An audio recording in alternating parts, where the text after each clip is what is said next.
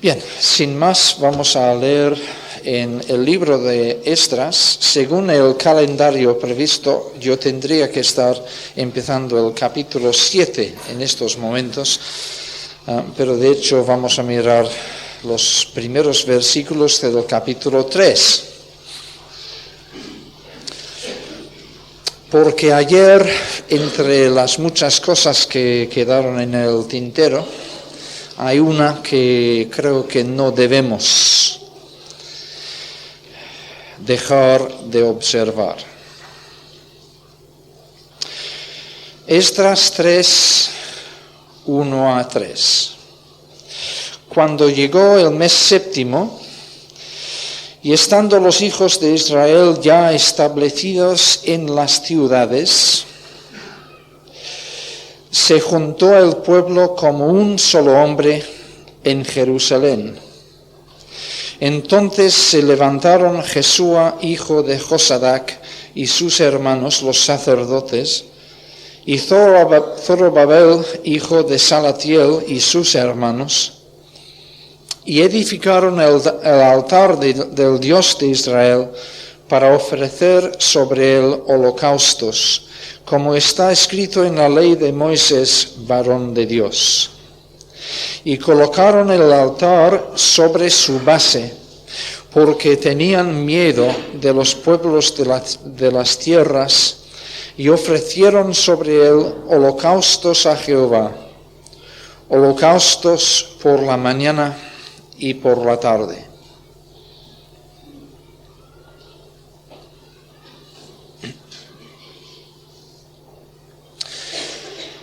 Ayer estuvimos contemplando la escena extraordinaria en la que el profeta Zacarías va a casa de Jesúa, el sumo sacerdote, y le corona con corona de rey,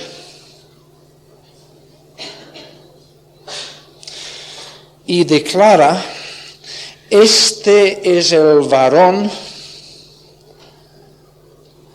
que es el renuevo. Él va a construir el templo de Dios. Él se sentará sobre el trono. Y digo que es una escena extraordinaria porque, en primer lugar, Jesúa nunca se sentó sobre un trono. En segundo lugar, la misma ley de Dios indicaba que Jesúa nunca podía sentarse sobre un trono. Él era de la casa de Leví, y los reyes de Israel tenían que proceder de la casa de Judá, la casa de David. No podía ser rey, y sin embargo es coronado rey. Efectivamente, él construyó el templo juntamente con Zorobabel. Pero ¿cómo explicar estas contradicciones? El hecho de que él no podía ser rey, ni nunca fue rey, y sin embargo Zacarías dice: he aquí el Mesías, porque el renuevo es un título mesiánico. Y dijimos ayer que obviamente se tiene que tratar de algo figurado, de una profecía visual.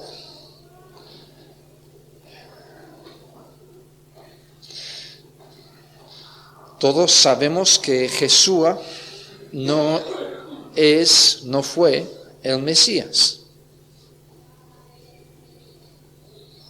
Lo fue otro Jesúa. Ayer dije que el nombre Jesúa es el mismo que Josué. Y algunos quizás sepáis que el nombre Josué, Jesúa, no es otro sino el nombre Jesús.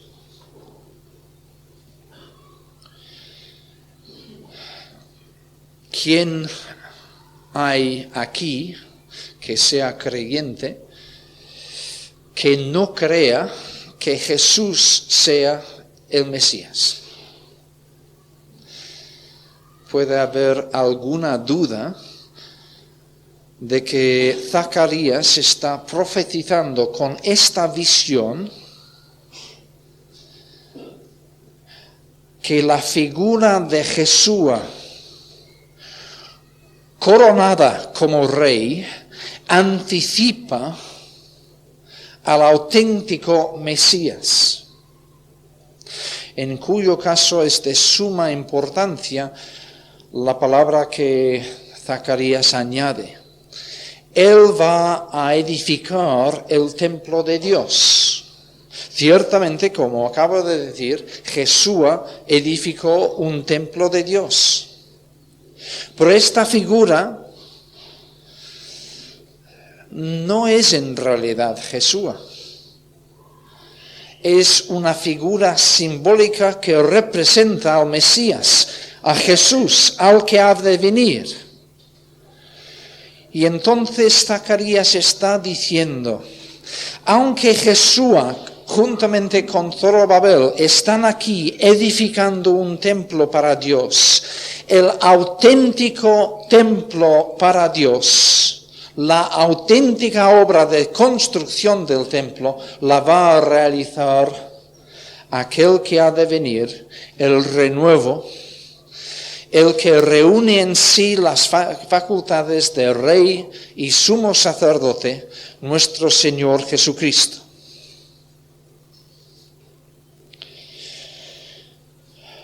Esto es lo que vimos ayer. ¿Cómo empezó su obra de construcción del templo de Dios, nuestro Señor Jesucristo?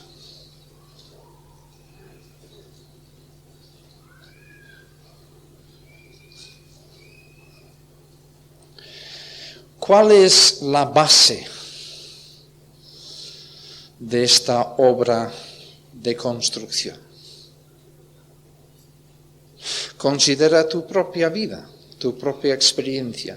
¿Cómo has sido incorporado en el templo de Dios como piedra viva? ¿En base a qué?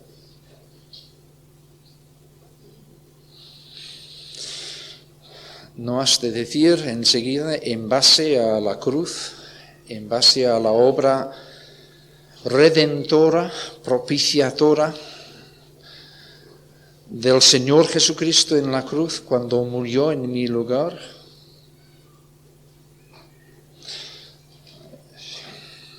Ya sabéis cómo es el templo. El templo es un gran edificio y alrededor hay una serie de patios. Para entrar en el templo, y de esto se trata, ¿cómo puedo yo entrar en el templo y ser piedra viva en la casa de Dios? Para entrar en el templo, en primer lugar, hay una sola puerta.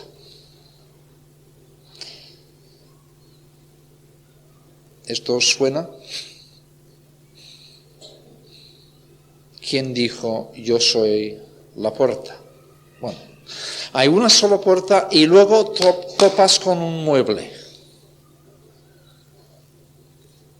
El altar. El lugar donde se ofrecían sacrificios. Y Juan el Bautista ve venir a Jesús y dice, he aquí, el cordero, no un cordero más, provisto por los hombres de entre sus rebaños, sino el cordero provisto por Dios, el cordero que viene de parte de Dios, el cordero de Dios, que realmente quita, como los sacrificios de animales nunca podían quitar, realmente quita el pecado, y no solamente el pecado de Israel, sino el pecado del mundo. Este es el sacrificio que Dios provee para cumplir plenamente todos los sacrificios ofrecidos sobre aquel altar en el templo. Primero topas con el altar. El camino para formar parte del templo de Dios pasa inevitablemente, en primer lugar, por la cruz de Jesucristo. Fuera de la obra de la cruz no hay salvación.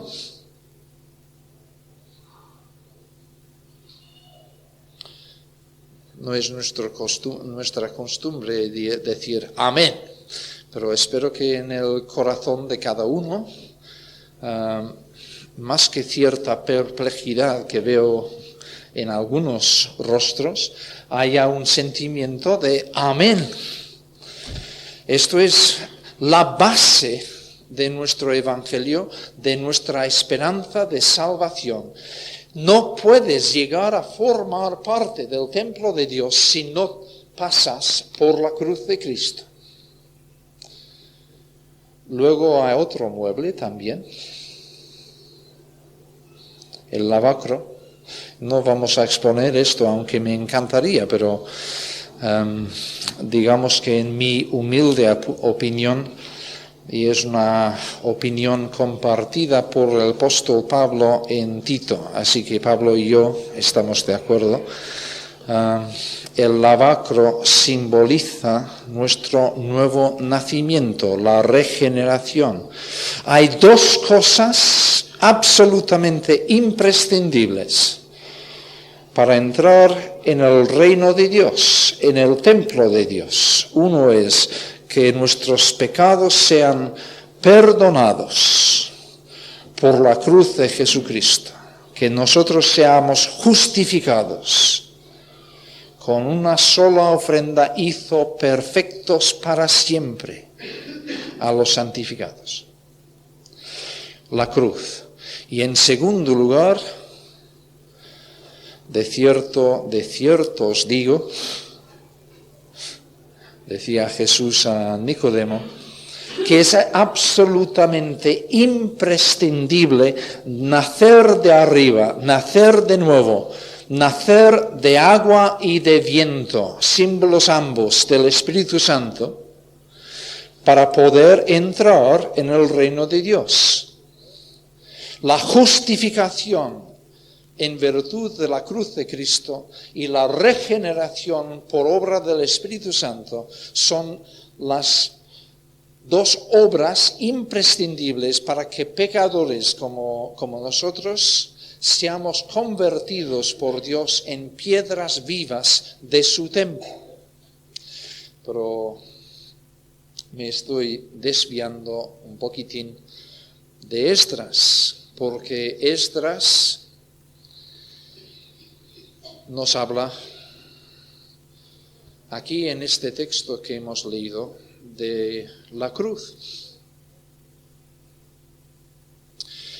Jesús y Zorobabel, ¿dónde tienen que empezar la construcción del templo? Diríamos nosotros, pues evidentemente con los cimientos. No, Señor. No empezaron con los cimientos. Los cimientos vinieron 7 meses después. Empezaron con el altar. Entonces se levantaron Jesúa, hijo de Josadac, y sus hermanos, los sacerdotes, y edificaron el altar del Dios de Israel para ofrecer sobre él holocaustos, sacrificios. Sin sacrificio no puede haber templo.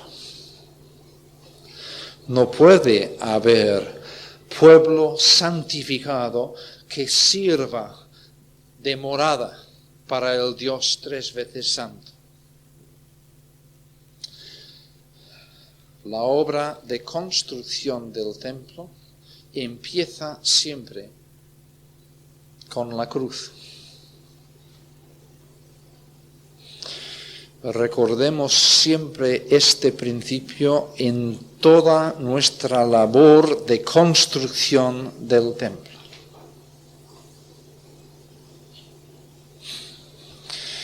Y colocaron el altar, dice en nuestra versión, sobre su base.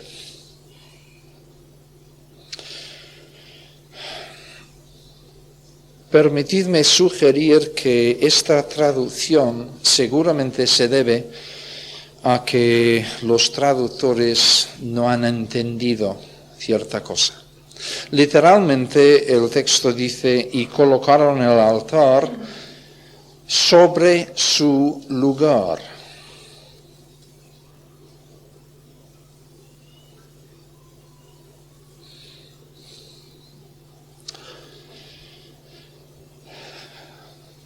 ¿Esto hace eco en vosotros? ¿Tenía el altar de Dios algún lugar?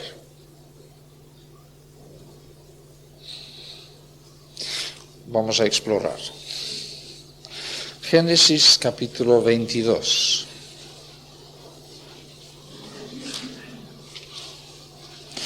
La historia de Abraham e Isaac.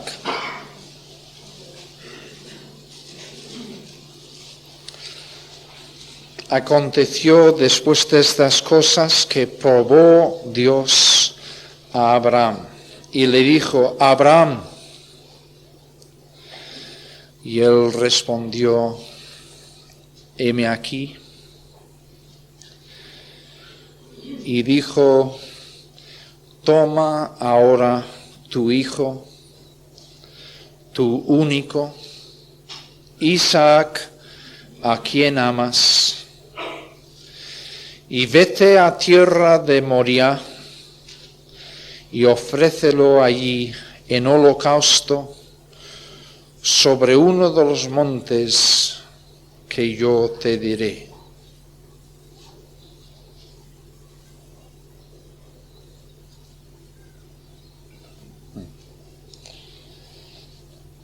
¿Qué tiene esto que ver? Bueno, ya veremos. Ya veremos. De hecho, he saltado una lectura que iba a hacer. Génesis 14. Después de la derrota de los reyes por parte de Abraham, versículo 17, cuando volvía de la derrota de Kedorlaomer y de los reyes que con él estaban, salió el rey de Sodoma a recibir a Abraham, al valle de Sabe, que es el valle del rey. Entonces Melquisedec, rey de Salem y sacerdote del Dios Altísimo, notemos de paso esta combinación, rey y sacerdote. Si no me acuerdo mal, y yo tengo poca memoria, pero si yo no me acuerdo mal, el caso de Melquisedec y el de Jesúa son los únicos casos legítimos en el Antiguo Testamento donde un sacerdote es también, en el caso de Jesúa, de una manera figurada, es también rey. Pero sigamos adelante. Rey de Salem y sacerdote del Dios Altísimo, sacó pan y vino y le bendijo a Abraham diciendo, bendito sea Abraham del Dios Altísimo, creador de los cielos y de la tierra, y bendito sea el Dios Altísimo que entregó tus enemigos en tu mano. Y le dio a Abraham los diezmos de todo.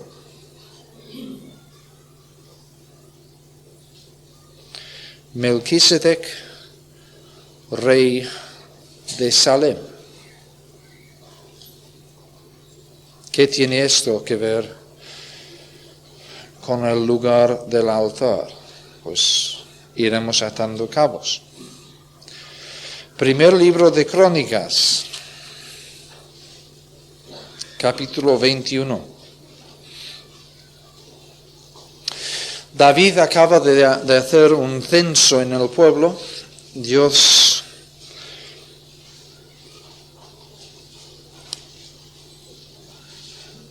A Dios no le hace gracia y envía un castigo sobre la nación. Versículo 15, primero de Crónicas 21, 15. Y envió Jehová el ángel a Jerusalén para destruirla. Pero cuando él estaba destruyendo, miró Jehová y se arrepintió de aquel mal, y dijo al ángel que destruía: basta ya, detén tu mano. El ángel de Jehová estaba junto a la era de Ornán, Jebuseo.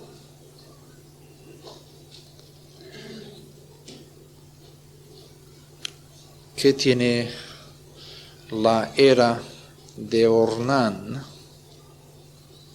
que ver con el lugar del altar? Algunos estáis indicando con la cabeza que ya estáis atando cabos. Y alzando David sus ojos, vio al ángel de Jehová que estaba entre el cielo y la tierra con una espada desnuda en su mano, extendida contra Jerusalén. Entonces David y los ancianos se postraron sobre sus rostros cubiertos de cilicio. Y dijo David a Dios: ¿no soy yo el que hizo contar al pueblo? Yo mismo soy el que pequé, y ciertamente he hecho mal. Pero estas ovejas, ¿qué han hecho? Jehová, Dios mío, sea ahora tu mano contra mí y contra la casa de mi padre, y no venga la peste sobre tu pueblo. Y el ángel de Jehová ordenó a Gad, el profeta, que dijese a David que subiese y construyese un altar a Jehová en la era de Ornán Jebuseo. Versículo 28. Viendo David que Jehová le había oído en la era de Ornán Jebuseo, ofreció sacrificios allí. Y el tabernáculo de Jehová que Moisés había hecho en el desierto, y el altar del holocausto estaban entonces en el lugar alto de Gabaón. Pero David no pudo ir allá a consultar a Dios, porque estaba atemorizado a causa de la espada del ángel de Jehová. Y dijo David: aquí estará la casa de Jehová Dios, y aquí el altar del holocausto para Israel.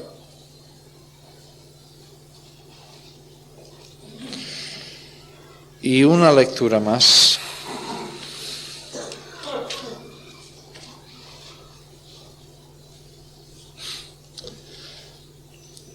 Segundo de Crónicas 3, 1.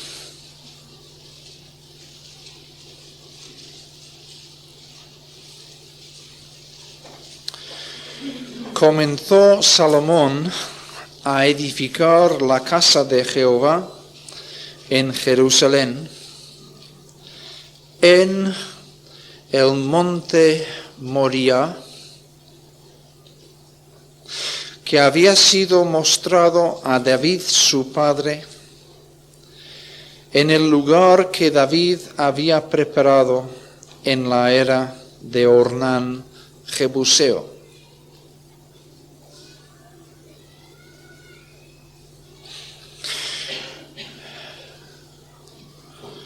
donde ofreció o donde no ofreció Abraham a Isaac. En el lugar del altar de holocaustos, en el monte Moriah, también llamado monte Sión, al norte de la ciudad de David, esto es un anacronismo, David todavía iban a pasar siglos antes de su nacimiento, al norte de la ciudad de Salem. Podemos saberlo, la Biblia no nos lo dice, pero él es rey de Salem, que iba a ser Jerusalén, que iba a ser Jebús de los jebuseos, que iba a ser la ciudad de David. Todos estos nombres son nombres alternativos de Jerusalén. Y en aquel entonces los santuarios estaban sobre lugares altos, y el lugar alto más cercano a Salem es Moriah. Es lo que hoy en día es la explanada, donde está la mezquita de Omar y la mezquita de Al-Aqsa, donde Herodes construyó su templo, donde anteriormente Zorobabel y Jesúa construyeron el suyo, donde anteriormente, según este texto de Crónicas, Salomón construyó el suyo. ¿Sabías que Abraham ofreció o fue a ofrecer a Isaac precisamente en el lugar del altar del templo? ¿Lo sabías antes o no? Los musulmanes lo saben. Lástima que los creyentes evangélicos parecen, en mi experiencia, no quiero acusar a nadie aquí, pero he descubierto que en otros muchos lugares no lo saben.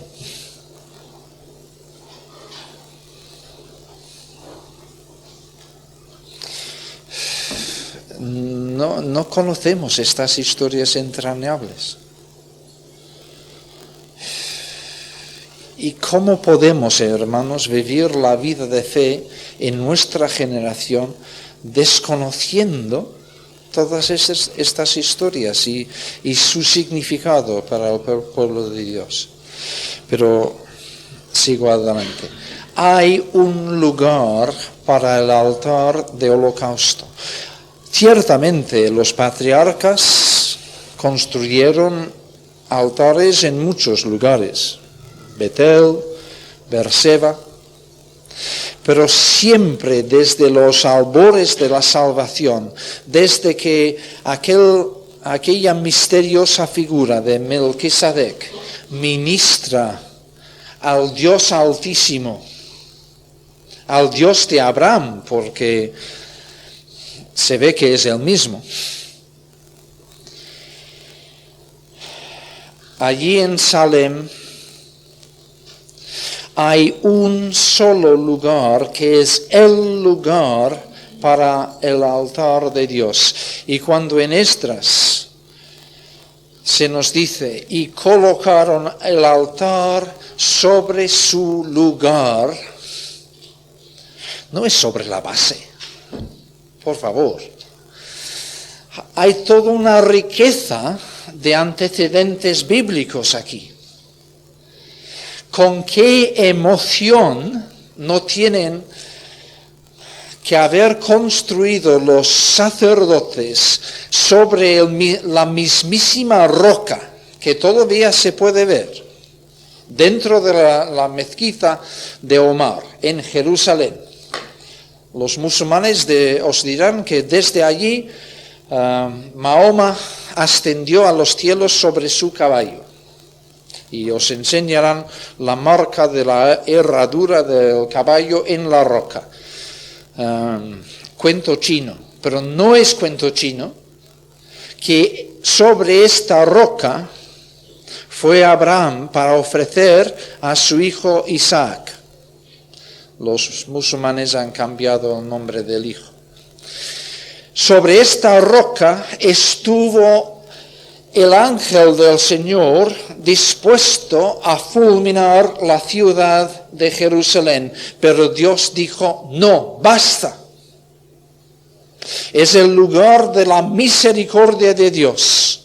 Y sobre este lugar, nuevamente, Jesús, con gran emoción, y los sacerdotes, Zorobabel y sus hermanos, colocan con gran reverencia el altar de holocaustos.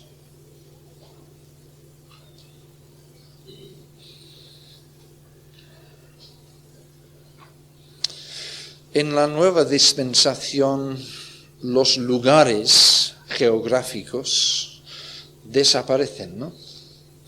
No necesitamos ir a Jerusalén para recibir la misericordia de Dios. Pero hay, en el sentido espiritual, un solo lugar válido para hacer expiación de nuestros pecados. Hay un solo lugar de reconciliación con Dios. Nunca intentes construir el templo de Dios pretendiendo que puedas incorporar piezas en el templo sin respetar aquel lugar. Hay un solo sacrificio válido para el pecado. Y aquel que no se ha arrepentido y ha clamado al Señor al pie de la cruz, no tiene entrada en el templo.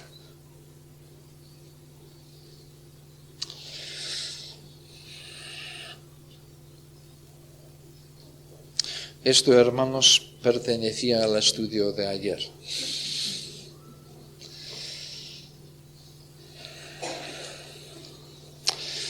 Y hoy, en mi revisión de fechas y textos, íbamos a ver la estrategia del enemigo, la oposición de los adversarios a la obra de construcción del templo. Y vamos a procurar hacerlo, aunque sea rápidamente. Para ello vamos a leer los primeros versículos del capítulo 4. Hay que rellenar la información diciendo que además de construir el altar, unos meses después empezaron a construir los cimientos y han llegado a este punto en las obras cuando empiezan las interferencias del enemigo. Oyendo los enemigos de Judá y Benjamín que los venidos de la cautividad edificaban el templo de Jehová, Dios de Israel, vinieron a Zorobabel y a los jefes de casas paternas y les dijeron: edificaremos con vosotros, porque como vosotros buscamos a vuestro Dios y a él porque como vosotros buscamos a vuestro Dios y a él ofrecemos sacrificios desde los días de Esar-Adón, rey de Asiria, que nos hizo venir aquí.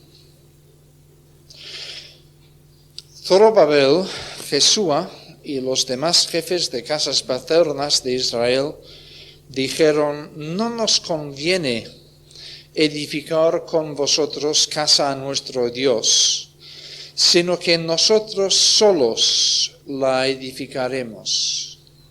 a Jehová, Dios de Israel, como nos mandó el rey Ciro, rey de Persia. Pero el pueblo de la tierra intimidó al pueblo de Judá y lo atemorizó para que no lo edificara. Sobornaron además contra ellos a los consejeros para frustrar sus propósitos todo el tiempo de Ciro, rey de Persia, y hasta el reinado de Darío, rey de Persia. Y en el reinado de Asuero, en el principio de su reinado, escribieron acusaciones contra los habitantes de Judá y de Jerusalén. También en días de Artajerjes escribieron Bislam, Mitrídates, Tabeel y los demás compañeros suyos a Artajerjes, rey de Persia, y la escritura y el lenguaje de la carta eran en arameo. Y sigue la exposición de esta carta que fue enviada.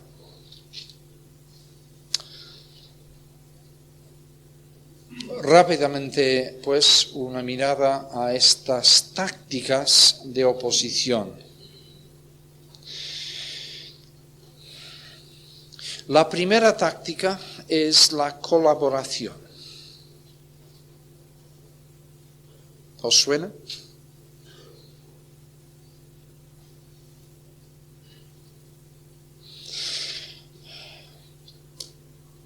El autor de este libro pone aquí, oyendo los enemigos de Judá y de Benjamín que los judíos estaban construyendo el templo, dijeron. Pero no dijeron nada en plan de enemigos. Acudieron como amigos, como colaboradores. La gente de la tierra, los que vivían allí cuando los judíos volvieron del cautiverio. Y alguno de vosotros estará pensando, pero ¿por qué no aceptar su ayuda? Porque dicen, como vosotros buscamos a Dios, a Él ofrecemos sacrificios. Pues aleluya. Trabajar juntos, el trabajo se hará más rápidamente. Y todo esto de decir, no nos conviene.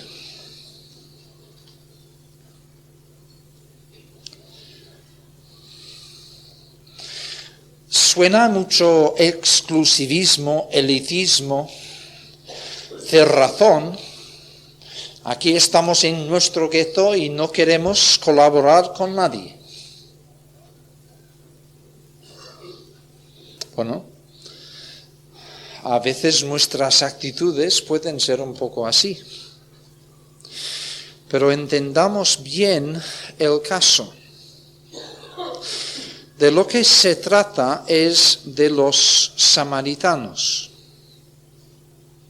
No se dice en ningún lugar aquí que estos son los samaritanos, pero históricamente sí que lo son. ¿Qué son los samaritanos? ¿Por qué es que los judíos no tienen trato con los samaritanos?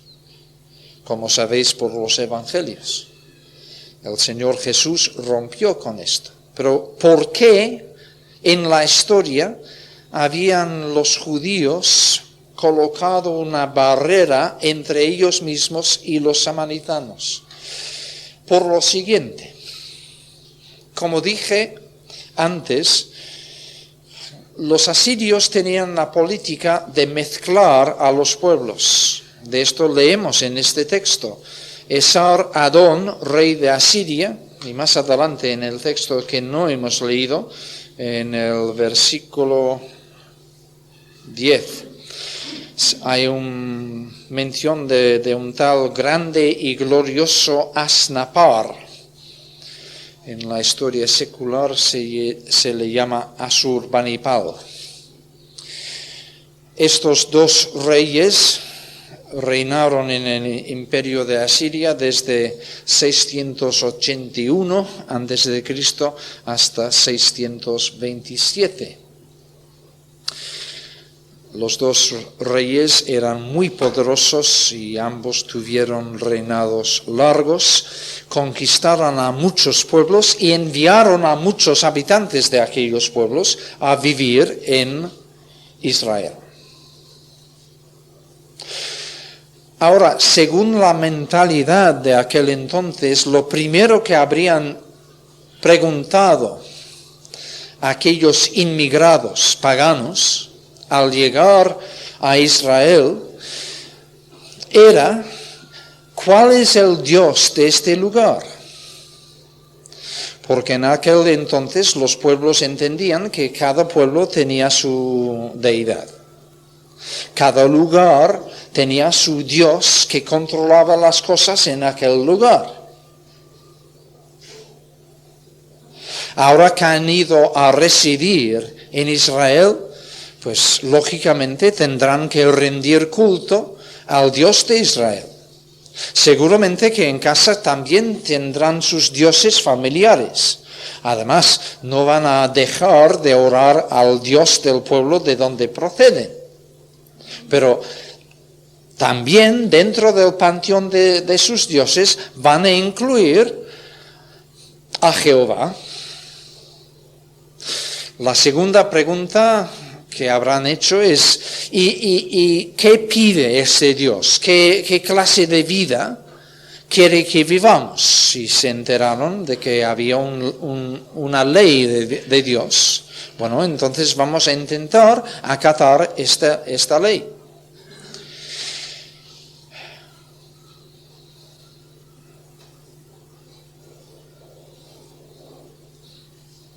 ¿Qué haces en un caso así? ¿Son creyentes o no? Sí que son creyentes. Creen en Jehová. Intentan poner por obra su ley. Claro, también tienen una serie de imágenes en casa y se arrodillan delante de ellos y de ellas y dan culto a los espíritus familiares, pero adoran a Dios. Esta mezcolanza no es evangelio. Y es sumamente peligroso. El problema es que la persona que practica esta especie de mezcolanza, sí, yo también soy creyente, tengo mucha fe, asisto a misa, tenemos el mismo Dios. Sí, pero tú tienes muchas cosas mezcladas ahí en medio.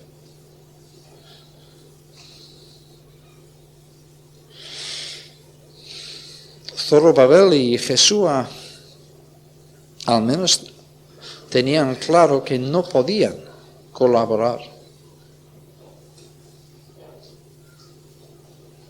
Porque, repito, esto no es el Evangelio.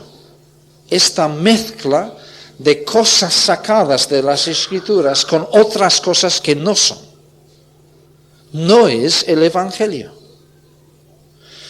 Y cualquier contemporización, cualquier colaboración va a conducir a diluir el Evangelio de nuestro Señor.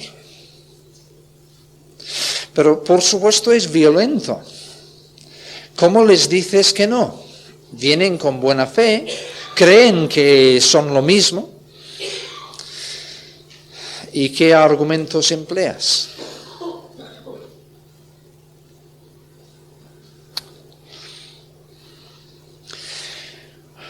Hace 30 años, cuando vine a España, fue con el propósito de intentar empezar algún testimonio en la Universidad de Madrid.